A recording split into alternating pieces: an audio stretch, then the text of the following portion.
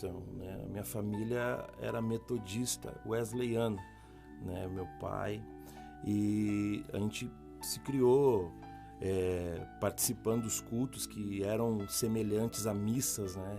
Quem conhece a tradicional igreja metodista sabe que os cultos são semelhantes às missas católicas, né?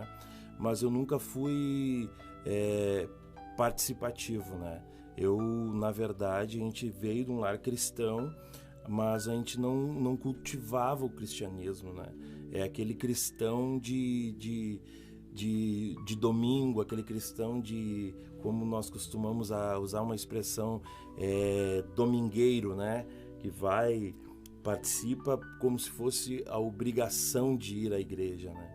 Mas aí a gente, com o decorrer do tempo, já radicado aqui na cidade de Ijuí, nos apresentaram um Cristo diferenciado, nos apresentaram um Jesus que nós não conhecíamos, né? Diferente daquilo que eu fui apresentado, né, na minha infância, mas já na fase adulta, já depois de ter ralado muito aí. Sem contar que a minha grande experiência que eu tive com Deus foi na minha adolescência, quase entrando na minha fase adulta. Foi uma grande e a maior experiência que eu tive com Deus em toda a minha vida mas mesmo assim não foi suficiente para um jovem de 14 anos se converter, né? Não foi aquilo ali que fez com que eu viesse a me converter, né? É uma história bem longa, né, para ser contada, né? É uma história de muita vitória em Cristo Jesus, sem ser um cristão participativo, sem ser convertido, como nós costumamos a dizer, né? Sem ser convertido, Deus já começou a trabalhar no vaso, né?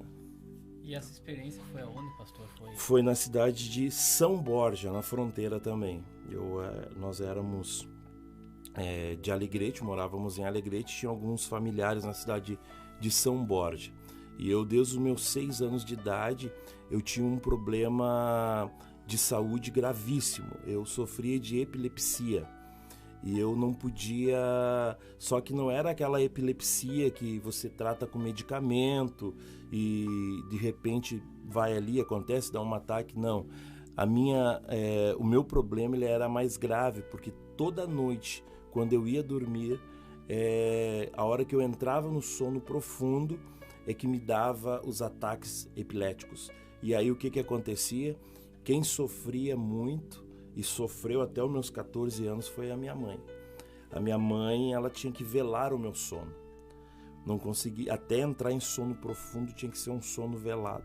Tinha que estar alguém ali do lado, né? Imagina uma criança de 6, 7, 8, até os 14 anos foi assim a minha vida.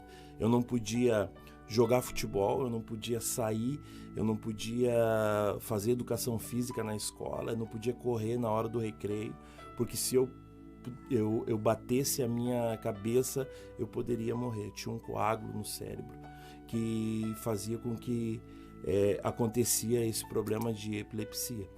Não tinha cura, só cirurgia. E naquela época, eu estou falando de 40 anos atrás, né, a medicina ela não era tão avançada como é hoje.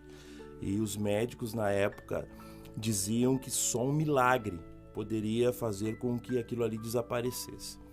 E a minha experiência com Deus foi que nós, fazendo uma visita familiar na cidade de São Borja, me convidaram para ir a um culto evangélico. E eu fui neste culto. Já com os meus 14 anos, eu fui neste culto.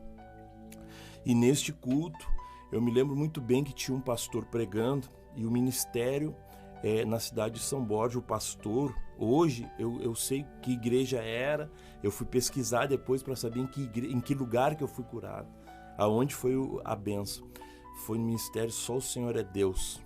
O pastor, ele não está mais entre nós, eu fiquei sabendo que ele faleceu num acidente de carro.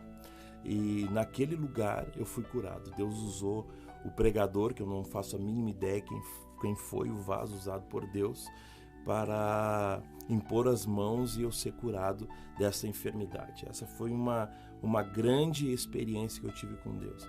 Depois daquele momento eu nunca mais tive esses ataques epiléticos, e eu fiz exames e não foi mais necessário tomar medicamento, e dali em diante eu tive uma vida social como todo jovem gostaria de ter, né? Podendo jogar futebol, podendo sair, podendo se divertir, participar. Ali foi um grande milagre de Deus e um agir de Deus que eu só fui entender 15 anos depois, quando eu me converti. Ali eu consegui, hoje eu entendo o que Deus tinha, qual era o propósito de Deus, né? E aonde Deus me levou para me curar, né? Porque ali naquele lugar, na casa de Deus, era o lugar onde seria o meu habitat natural, né? Aonde eu iria viver a maior parte da minha vida e aonde Deus iria me usar, até mesmo com os dons, com o dom ao qual eu fui curado, né? Ao dom ao qual eu fui curado. Anos depois a gente vai descobrindo que Deus ele vai trabalhar em cima das tuas fraquezas, né? Então naquilo que você é fraco, Deus vai te fortalecer, né? Eu precisava de uma cura. E hoje, pela misericórdia de Deus, diversas pessoas, pela misericórdia de Deus, através da imposição de mãos, nós já oramos e foram curadas através da sua fé, através de Jesus Cristo. Eu tava pensando aqui, tu vê como é interessante que quando tem uma luta com alguém dentro de uma casa, não é só aquela pessoa que passa por luta, né? Como no teu caso, a tua mãe te cuidava. Imagina. A família te cuidava. Então, quando o diabo ele entra para destruir, ele tenta destruir a casa inteira, tenta levar aquilo que consegue, né? Mas todo mundo, né? A bondade e o amor de Deus, ele se sobressai, né? Como Deus é maravilhoso. E não era fácil, então, na sua infância... Não, a gente foi criança, sabe como é que é, a gente quer correr, quer se divertir e não podia. Não podia.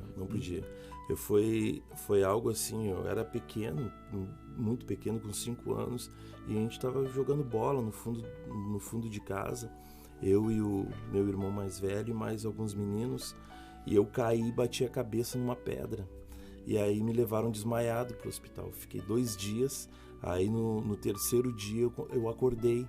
E aí, com os exames, eles descobriram que foi um milagre eu me salvar. Só que aí ficou aquela sequela, né? Aquela sequela, e eu tenho até... Agora vocês falando, né? Que muitas das vezes a gente é fardo para os outros, né? Eu me lembro claramente, naquela época, o meu pai, ele trabalhava para fora, no interior, e eu não podia ir para fora, porque se me acontecesse algo lá, tinha que levar rápido para o hospital. E eu me recordo que eu já tinha entre 10 e 11 anos, era um guri grande já. E eu me lembro que eu me acordei uma vez no colo da minha mãe, e ela de pequena estatura, me carregando no colo, me levando para o hospital. Já na metade do caminho, para que o pessoal tenha uma noção, é como se eu tivesse atravessado a metade de Juí, comigo no colo, me levando para o hospital desacordado, né? Com todo aquele sofrimento, né? E hoje a gente louva a Deus porque tu pode dar orgulho para os teus pais, né? Tu pode dar orgulho para eles, né? Porque recompensar, tu não vai recompensar nunca, né? Sim. Nunca tu vai conseguir recompensar, mas o princípio na caminhada cristã não é fácil. Assim como as minhas experiências não foram fáceis, com certeza as experiências dos irmãos pastores que estão aqui também foram experiências que muitas das vezes foram traumáticas, né? Traumáticas. Mas Deus é verdadeiro. Interessante também, pastor, que como Deus ele trabalha com a pessoa, como a Bíblia fala, Jeremias, né?